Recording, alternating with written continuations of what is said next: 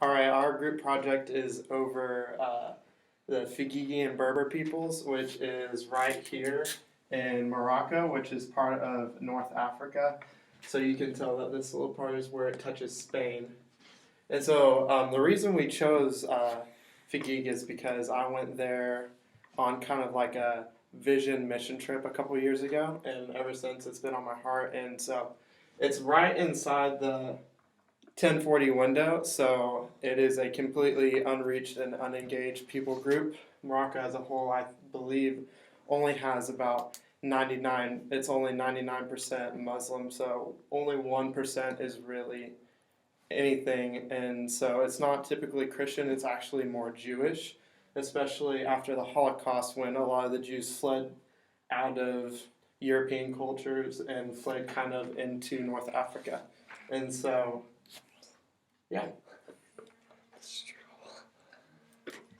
The most commonly spoken language at Figuig is Berber. It is not a written language, but is most spoken language. The second one is Arabic, but since it was settled first and colonized by the French, they also have schools that teach them Berber, Arabic, and also French. So most people there do speak French also. Right here in Figuig, they practice primarily Islam, and there's two different distinctions in Islam. There's the Sunni Muslims and there's the Shiite Muslims. And the Sunni branch just believes that the first four caliphs, which is like the leaders in the Islamic faith, that they were rightfully taking their place right after Muhammad. And the other group of Muslims, which is the less popular group, they're about 20% of all Muslims in the world. They believe that it wasn't until the fourth caliph that their descendants are rightfully so. And since they're Muslim, we're going to kind of go into the 5 pillars of Islam, which is pretty much the basis of their whole faith. The first major one is just a public profession of faith. They have to, go into public with witnesses and say, I definitely for sure believe this. And just kind of as a rule, Islam is pretty much it's your life, and you know what I mean. Like people directly live by that. It's not so much like Christianity here. You see, people just don't necessarily live by what they believe, and the basic requirement for being a Muslim is that public state of words. You have to say there is no God but Allah, and Muhammad is his messenger, and it has to be in Arabic, which is kind of cool. And with sincerity and no reservations, and you have to have a liable witness there in front of you. So you just can't even say it in private. You have to have that witness there. And then a non-Muslim must repeat it 3 times for them to become a Muslim. And so I guess that would be like us from a different culture. And then there's things called, another pillar is 5 daily prayers. They pray 5 times a day, dawn before sun rises, midday when the sun's highest in the sky, the late part of the afternoon just after sunset, and then between midnight or sunset and midnight. And Muslim children as early as 7 are required to start doing this, and so that's pretty. And in Morocco, typically their Muslim culture is more of a nominal Muslim, so they are Sunni, but they're not hardcore. They're not going to be. We already went over 2 of them, but they're not going to be as intense in all these. So for the 5 daily prayers, a typical Muslim in Morocco really only does anywhere from 2 really to just 0. And so yeah. As we keep going, they can pray anywhere if they do decide to pray, like he was saying. Some of them don't, but they can pray anywhere. But it's especially good to pray at the mosque with other Muslims. And didn't you say they had a mosque there that you went to, and they had a big? In Morocco, when you fly into Casablanca, the second largest minaret, which is a tower in a Muslim mosque, is in the capital of Morocco. And so in Figuig, where we're talking about right there, it's very interesting because there are 7 mosques in Figuig, and they surround the outer edges of the city. So anywhere you are at, you will be surrounded by these big minarets. And 5 times a day you'll hear the call to prayer, and it's a really interesting feeling. And then so in some cultures, in like Arab cultures, if that would happen, everybody would stop what they're doing and pray or go to a mosque and pray. In Morocco, it's a little bit different. If you're in a cafe and they hear the call to prayer, they might turn down the music a little bit. So it's not as strict. Yeah, I know in some hardcore cultures they take exception to outsiders coming to the mosque while they're trying to pray, and they, is it kind of like that in Morocco, or did you go?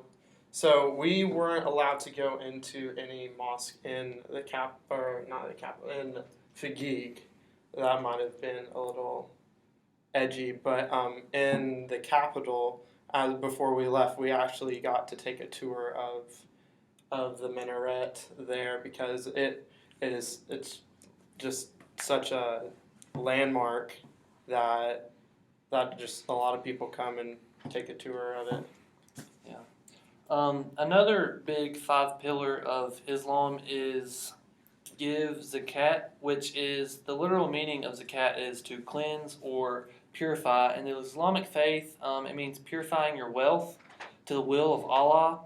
And so the hardcore Islamic people are really have to do this a lot. So strict in the fact that they're expected to know how to calculate how much they have to give exactly and to give that amount. Mm-hmm. And according to Islamic regulations, 2.5% of 1 year's total cumulative wealth is what that zakat is. And so it varies obviously by how much a person makes a year. And then Ramadan, which is a huge thing. Pretty sure in almost every Islamic culture they have Ramadan. It's during Ramadan, Muslims do not eat or drink during daylight hours. So from early in the morning, especially since the place and the location of this place in the world in northern Africa, there's going to be sunlight a lot more than we have here, and so they're not going to eat or drink all day while the sun's still out. And another thing about Ramadan is kind of like here in our culture during Easter and Christmas time. That's really kind of our most religious time. Same with Ramadan. So something unique about Morocco and Figuig especially is within the 5 pillars of Islam, they really practice one more than the other, and that is fasting. And the time to fast is during Ramadan. So the most religious time in Morocco is during this time of Ramadan. Yeah, and it's kind of cool that they have some of the same ideas of fasting as we do. They believe that fasting is the time to really self-reflection and kind of look at their own and really focus on them and their relationship with God. And so, I mean, in that area, we don't differ all that much. Another big thing is the Hajj, which is the every Muslim, of the Muslim faith, is usually required once in their lifetime to make the journey back to Mecca, which is their holy city. And when they do that pilgrimage, when they get there, there's a whole bunch of rituals and different things like that they go through, and yeah. And so with the Hajj, a lot of Moroccans, if you're a well-off in Moroccan culture, you usually make this Hajj. But a lot of people aren't, especially in Figuig, where you're kind of on the outskirts and you're not typically as wealthy.